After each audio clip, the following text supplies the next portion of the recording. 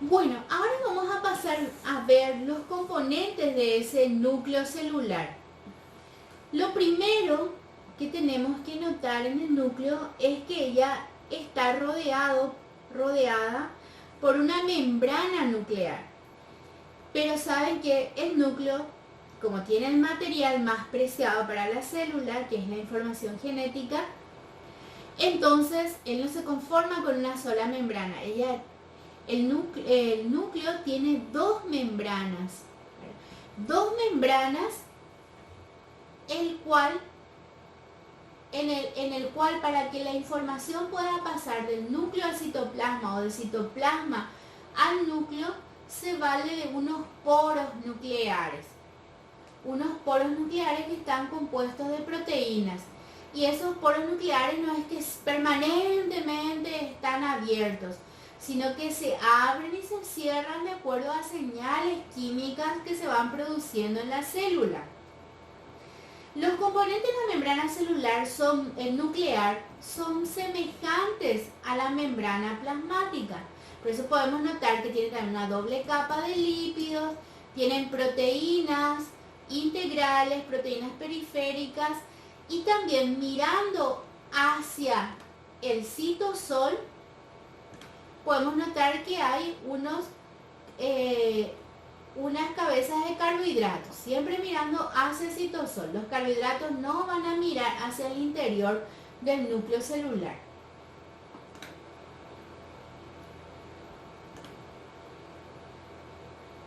En cuanto a las funciones o en cuanto a la descripción de la membrana nuclear, podemos decir que es una estructura formada por dos unidades de membrana. Eso no tienen que olvidar que tienen dos membranas, que el núcleo está rodeado de dos membranas unidas a nivel de los poros nucleares. Y las funciones que posee poros que regulan el pasaje de moléculas entre el núcleo y el citoplasma. El ARN mensajero o los ARN ribosómicos o no, los ribosomas que se fabricaron dentro del nucleolo y en sus porciones mayor y menor tienen que pasar por el poro nuclear.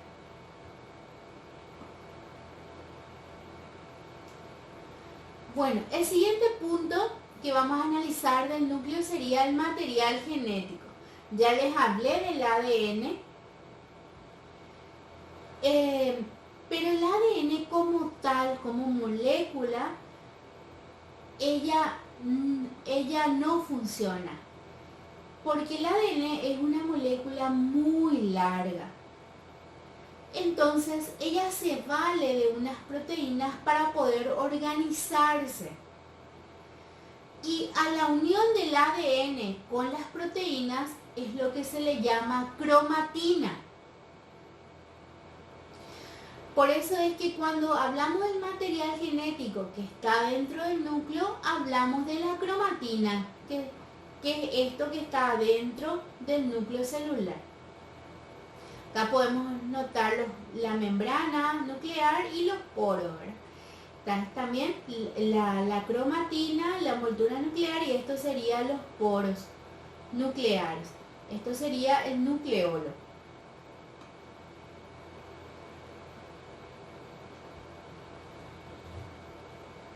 Bueno, dice, el ADN de las células se encuentran en forma de cromatina o de cromosomas.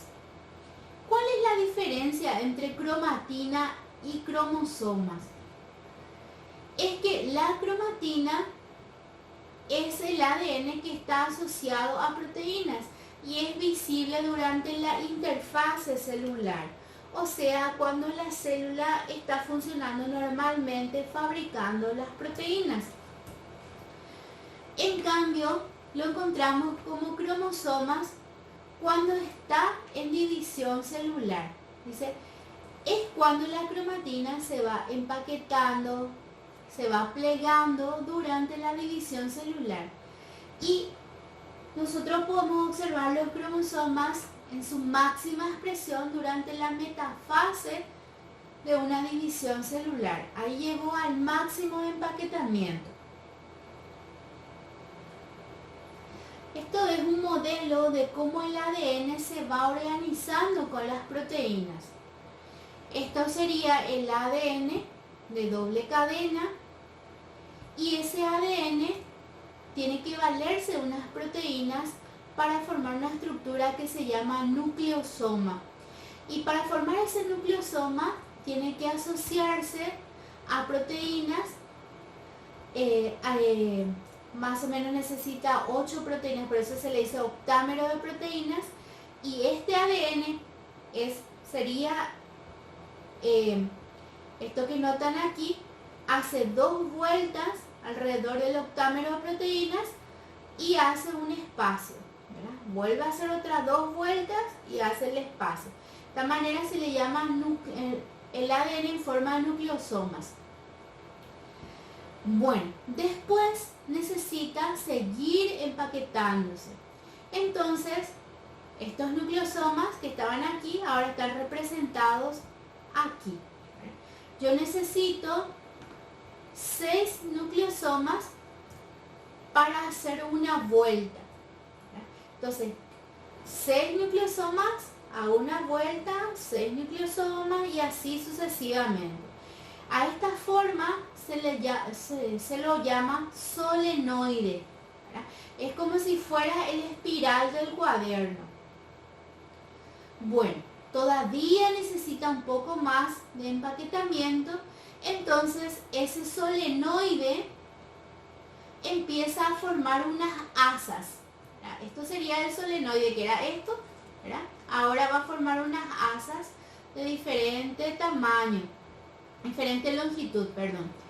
Y él se va adosando a unas proteínas que le sirven de soporte.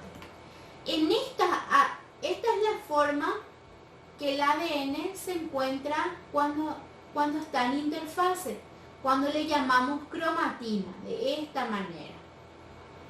Bueno, si la célula entra en división celular, ahora el ADN se tiene que seguir empaquetando, ¿verdad?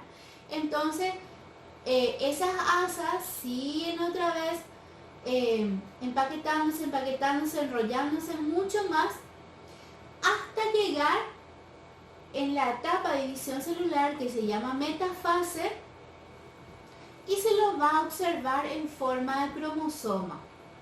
Esto era cuando le llamábamos cromatina, la célula estaba en interfase, y cromosoma cuando la célula está en división celular. Por eso acá llegó al máximo de condensación. O sea que el ADN hasta ahí nomás se va a poder empaquetar.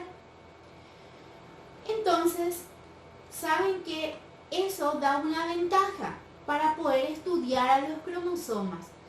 Cuando están en esa etapa de metafase, nosotros podemos distinguir a los cromosomas de diferentes formas. Entonces tienen así como cuando está en división celular, el ADN está duplicado, ¿verdad? Esto sería una molécula de ADN, esta es otra molécula de ADN, son igualitos en información, ¿verdad? Y acá muestra cómo el ADN adentro del cromosoma está súper condensado. Y esto permitió, los científicos estudiaron y se dieron cuenta que es posible en la etapa de metafase poder diferenciar los distintos cromosomas que están dentro del núcleo. A esto se lo llama cariotipo. No crean que en la célula nosotros vamos a mirarle así ya ordenado, sino que se pueden encontrar y con fotos se van marcando cuáles son el cromosoma 1, el par de cromosomas 2, el par de cromosomas 3, así hasta llegar al par de cromosomas 23. ¿Cómo los científicos saben que este es el cromosoma 1? Por la forma que tiene. Y dentro de ese cromosoma están los genes distribuidos. Por eso los científicos saben, por ejemplo, que en el cromosoma 1 están los genes de tal cosa, ¿verdad? En el cromosoma 8 están los genes para tal cosa, ¿verdad? Y saben que en el par 23 podemos encontrar el par sexual. Y ahí es la única parte que podemos diferenciar un varón y una mujer. ¿Por cómo vamos a diferenciar? Porque en la mujer el par sexual, tiene iguales cromosomas. Tiene un cromosoma X y otro cromosoma X. En cambio, en este par, si es un varón, va a tener un cromosoma X y un cromosoma Y.